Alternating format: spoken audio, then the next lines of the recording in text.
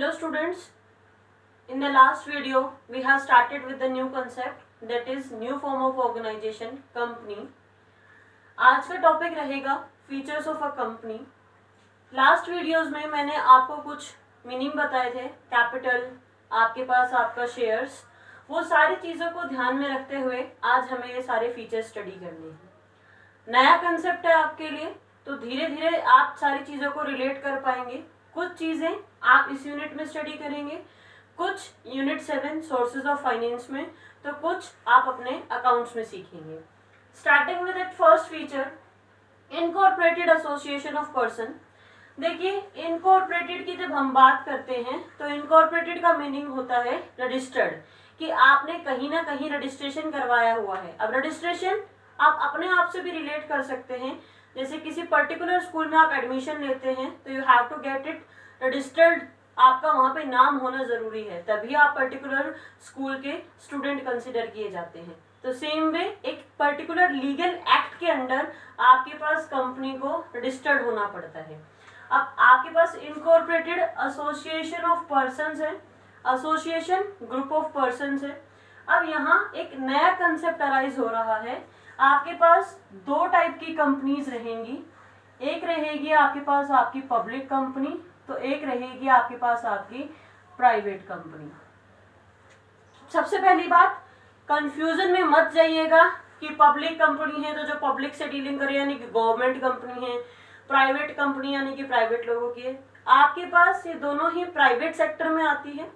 Public sector and private sector क्या होते हैं वो आप यूनिट 3 में स्टडी करेंगे.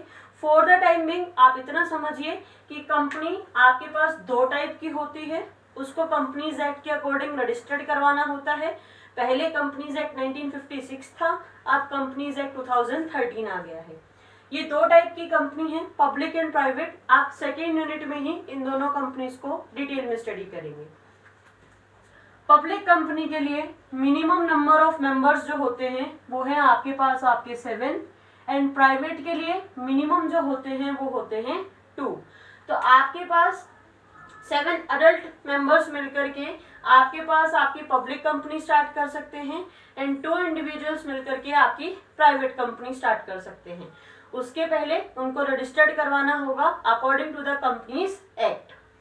नेक्स्ट आता है आर्टिफिशियल लीगल पर्सन. अब देखिए, आपके पास यहाँ पे आर्टिफिशियल लीगल पर्सन कहने का क्या मतलब है, इन दो चीजों को समझिएगा. मैं ब्रेक कर देती हूँ आर्टिफिशियल और लीगल को. पर्सन आप रिलेट कर सकते हैं, मैं भी एक पर्सन हूँ तो आप भी एक पर्सन, इंडिविजुअल्स हैं हम. आर्टिफिशियल लीगल पर्सन की जब हम बात करते हैं तो आर्टिफिशियल जो आपके पास बनावटी है, जो सांस नहीं ले रहा है आपके पास, जैसे हम लिविंग है ऐसे लिविंग नहीं होगा, आर्टिफिशियल है. लीगल जो कानून की नजरों में एक इंसान बन चुका है, जो कानून की नजरों में अपनी एक आइडेंटिटी होल्ड करके चल रहा है, तो आर्टिफिशियल लीगल पर्सन आपके पास वो मतलब कहलाएगा. अब आपके पास कंपनीज एक्ट के अकॉर्डिंग रजिस्टर्ड होने के बाद आपकी वो पर्टिकुलर कंपनी एक लीगल आइडेंटिटी होल्ड कर लेती है. वो अपने नाम से सिग्नेचर कर सकती है. कैसे करेगी? I am not talking about any robotics और भूत भूत का कुछ नहीं है. कैसे करेगी वो साइन, मैं आपको समझाऊंगी सारी चीजें. बट अपने नाम से प्रॉपर्टी होल्ड कर सकती है, अपने नाम से प्रॉपर्टी सेल कर सकती है, बेच सकती है, खरीद सकती है, वो तो है ही. साथ में केस फाइल कर सकती है, कंपनी के ऊपर केस फाइल किया जा सकता है, कंपनी के ऊपर पेनल्टीज भी आ सकती हैं. तो वो कानून की नजरों में एक पर्सन बन गई है. बट हाँ, वो हम लोगों की तरह ना तो चल सकती है, ना बोल सकती है, ना सांस ले सकती है. तो कानून की नजरों में एक पर्सन है, इसलिए लीगल पर्सन. और हमारी तरीके से प्रॉपर्टी होल्ड कर सकती है, प्रॉपर्टी सेल ऑफ कर सकती है, तो आर्टिफिशियल लीगल पर्सन कहलाती है. कंपनी सिटीजन नहीं है, आपके इंडियन रूल्स के अकॉर्डिंग वो सिटीजन नहीं है, वो आपके कंपनीज एक्ट के अकॉर्डिंग एक आर्टिफिशियल लीगल पर्सन है, क्योंकि एक लीगल आइडेंटिटी वो होल्ड करके चल रही है. अब आपके पास वो साइन कैसे करेगी, किस तरीके से अपने नाम से प्रॉपर्टी डीलिंग्स करती हैं, वो सब आपको धीरे धीरे धीरे धीरे टॉपिक वाइज समझ में आएगा. थर्ड पॉइंट आता है सेपरेट लीगल एंटिटी. देखिए, आपके पास कंपनी के मेंबर्स और आपके पास आपकी कंपनी, ये दो अलग अलग आइडेंटिटी होल्ड करके चलते हैं. आपके पास ये one and the same thing नहीं है. आपके मेंबर्स बिल्कुल अलग होंगे आपके पास आपकी कंपनी से।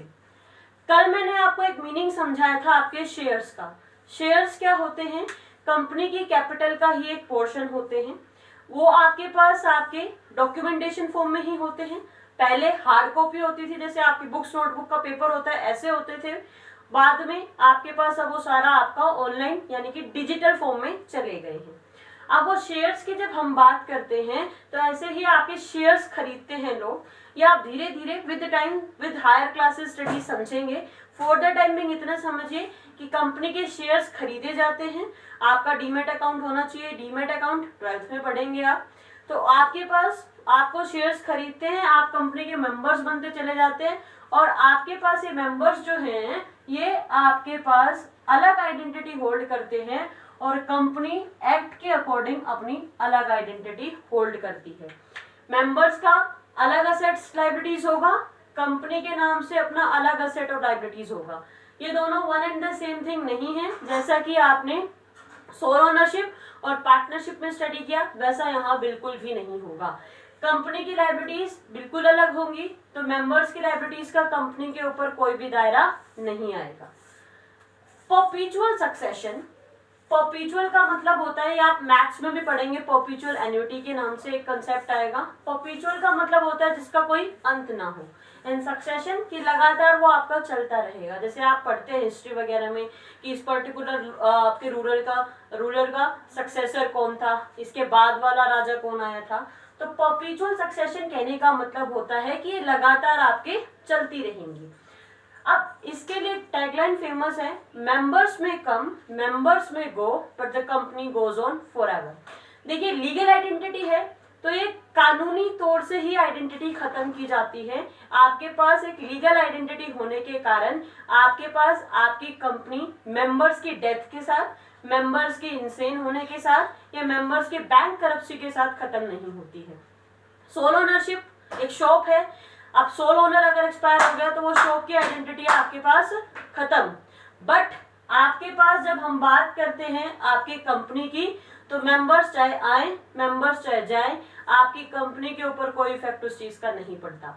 कंपनी की आइडेंटिटी तभी खत्म होगी जब उसको लीगल प्रोसीजर के जरिए आपका खत्म किया जाएगा। ये कंसेप्ट भी आप अपने हायर क्लासेस में धीरे धीरे समझेंगे। अभी बहुत ही इनिशियल लेवल पे, बहुत ही इनिशियल फेज पे आपका टॉपिक, तो अभी हम बेसिक स्टार्ट कर रहे हैं। विद टाइम आप कुछ चीजें अकाउंट्स में समझेंगे, कुछ चीजें आप जानेंगे, तो वो सारा आप पढ़ेंगे। बट एक चीज का ध्यान रखिएगा, लीगल पर्सन है उसको आपके एक तरीके से उसकी आइडेंटिटी को डिसॉल्व करने के लिए you have to opt for legal procedure. Until and unless वो खत्म नहीं होता है। उसके साथ आप ये नहीं सोचेंगे कि डेथ के साथ खत्म हो गई ये चीजें, नहीं, वो आपका चलता रहता है।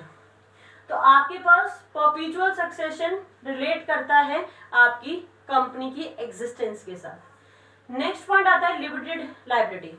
अब फिर से यहाँ पे एक शेयर्स का ही कंसेप्ट आएगा, या +2 में अकाउंट्स में जाके सीखेंगे। शेयर्स के ऊपर हमें पैसे मंगाने होते हैं, रुपए मंगाने होते हैं शेयर होल्डर से, जिनको हम कॉल्स बोलते हैं। अभी नहीं भी रिलेट कर पा रहे हैं तो डोंट गेट पैनिक। 12th के अकाउंट्स में आपको डीप डाउन समझ में आने वाली हैं ये चीजें।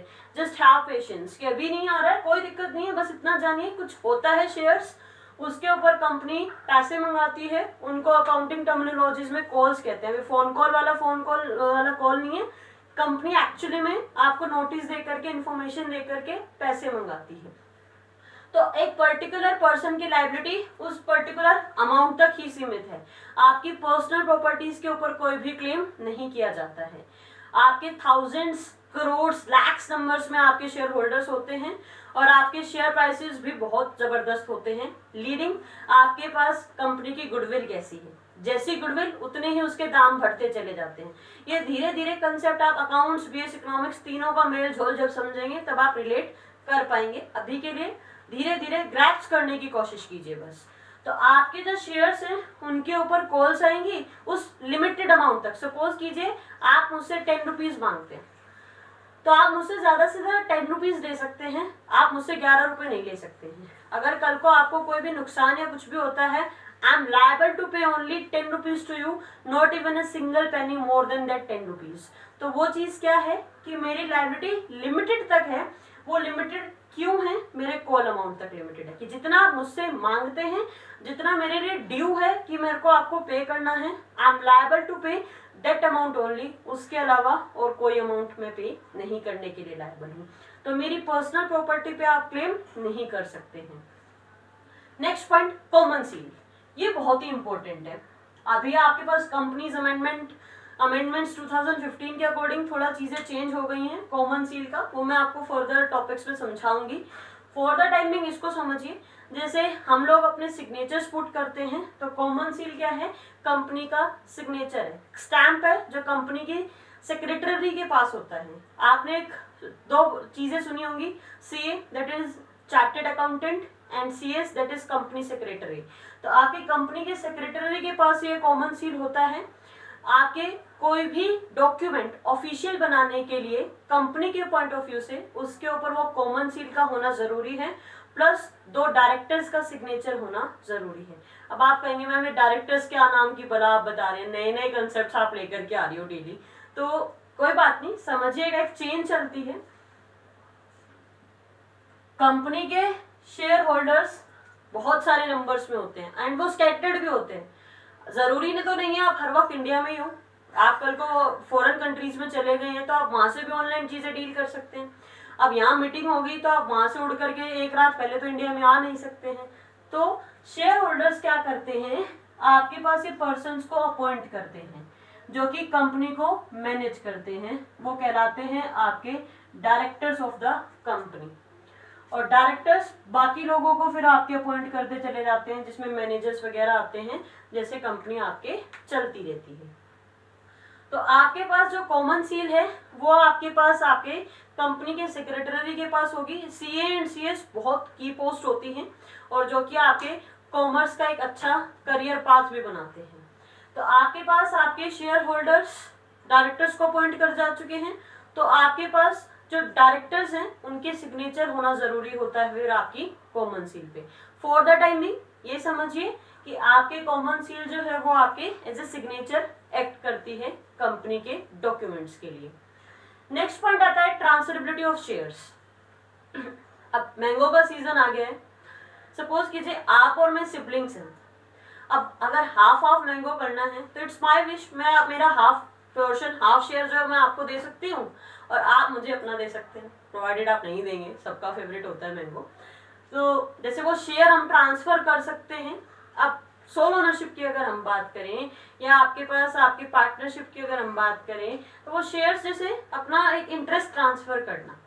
फर्स्ट यूनिट में आपने इकोनॉमिक एक्टिविटीज जो पढ़ी थी, बिजनेस एम्प्लॉयमेंट प्रोफेशन, वहां पे भी ये कंसेप्ट पढ़ा था ट्रांसफरेबिलिटी ऑफ शेयर्स, आपका ट्रांसफरेबिलिटी ऑफ इंटरेस्ट के नाम से। यहाँ पे ये शेयर्स का मतलब क्या होता है, देखिए जब आप कंपनी के शेयर्स खरीदते हैं तो वो आप किसी और को दे सकते हैं, इसका इतना ही मतलब है, वो भी कंपनी के बिना परमिशन के। तो पब्लिक कंपनी के केस में आप अपने जो शेयर्स हैं वो ट्रांसफर कर सकते हैं। सपोज कीजिए अगर आज मैंने फेसबुक कंपनी के शेयर्स खरीदे हैं और आप लोग खरीदना चाह रहे हैं, आप मेरी ही हम उम्र के इंसान हैं, आप स्टॉक एक्सचेंज आप शेयर्स मार्केट में डीलिंग करते हैं and you are interested to buy दो शेयर्स, तो मैं इजीली आपको सेल ऑफ कर सकती हूँ विदाउट हैविंग कंपनीज परमिशन। तो वो चीज क्या है, transferability of shares. Public company private company, again I am telling you with धीरे धीरे आप समझेंगे विद टाइम, हायर क्लासेस में जाकर के और आपकी नॉलेज डेप्थ होएगी। अभी के लिए हम इनिशियल स्टेजेस पे पढ़ रहे हैं, बहुत ही नया कंसेप्ट है आपके लिए। नेक्स्ट आता है separation of ownership and management. ये वही पॉइंट है जो मैंने आपको ऊपर भी एक्सप्लेन किया था कि आपके पास आपके ओनर्स जो होते हैं वो कौन होते हैं, आपके शेयर होल्डर्स जिन्होंने कंपनी में पैसा लगाया हुआ है। शेयर होल्डर्स कंपनी में पैसा इन्वेस्ट करते हैं, ये लोग अपॉइंट करते हैं, नॉमिनेट करते हैं आपके डायरेक्टर्स को। अब डायरेक्टर्स भी गिनती में चुनिंदा होते हैं, कोई करोड़ों हजारों में नहीं होते हैं, ये आपके पास लाखों में हो सकते हैं नंबर्स में। डायरेक्टर्स आपके अपॉइंट करते हैं आपके मैनेजर्स को। और सारी कंपनी को रन करता है आपका फिर मैनेजर। आपने पढ़ा होगा ये प्लांट मैनेजर है, ये प्रोडक्शन मैनेजर है, ये फाइनेंस मैनेजर है। मेरा कजन तो है वो इस पर्टिकुलर कंपनी में मार्केटिंग मैनेजर की पोस्ट पे है। तो वो जो आप ऐसे पढ़ते हैं वो ये चीज होती है मैनेजर्स। तो आपके पास शेयर होल्डर्स अलग हैं, मैनेजर्स अलग हैं। तो आपके पास यहाँ पे ओनरशिप और मैनेजमेंट अलग हो जाती है। ओनर्स मैनेज नहीं कर रहे हैं, ओनर्स मैनेजर्स के थ्रू कंपनी को मैनेज करवा रहे हैं। तो ये चीज आपको यहाँ पे ध्यान रखनी है। लास्ट पॉइंट आता है रिस्क बेयरिंग। सोल ओनरशिप में सारा रिस्क सोल ओनर के ऊपर होता था, पार्टनरशिप में लिमिटेड नंबर ऑफ मेंबर्स के ऊपर। बट कंपनी की जब हम बात करते हैं तो ये कंपनी का एक मेजर पॉइंट बनता है, क्योंकि शेयर होल्डर्स 1000 नंबर्स में होते हैं तो वो जितना भी रिस्क होता है वो इन शेयर होल्डर्स के बीच में डिस्ट्रीब्यूट हो जाता है, और वो रिस्क का बर्डन फिर एक पर्सन पे आपके नहीं आता है। तो अल्टीमेटली क्या हुआ, बेनिफिट देता है आपके पास कि कंपनी बड़े बड़े रिस्की वेंचर्स प्रोजेक्ट्स आपके ऑप्ट कर पाती है इसी कारण से, क्योंकि सारा बर्डन आपके एक पर्सन पे या कुछ लोगों पे ना पड़ करके वो सभी लोगों पे डिस्ट्रीब्यूट हो जाता है। तो ये सारे थे आपके पास आपके features of company. Next topic next videos में। Till then stay home, stay safe, thank you.